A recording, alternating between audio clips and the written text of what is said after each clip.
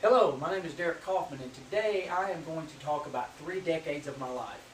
As you might have guessed from my introduction, I am in my 30s. I was born in Houston, Texas, and moved to Tennessee when I was around 10 years old.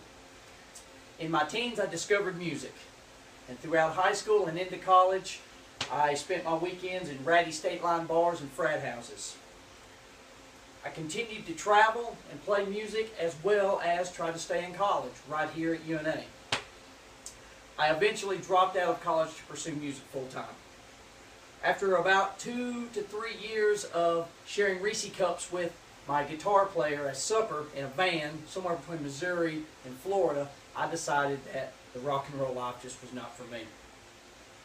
In my 20s, with a construction background given to me by my grandfather, I started my own company.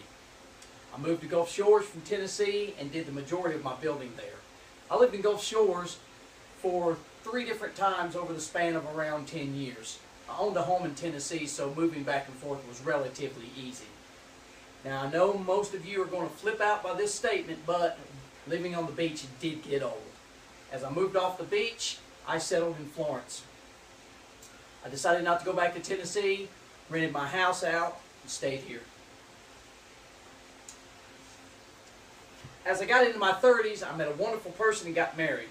I continued to run my business for an additional 5 years.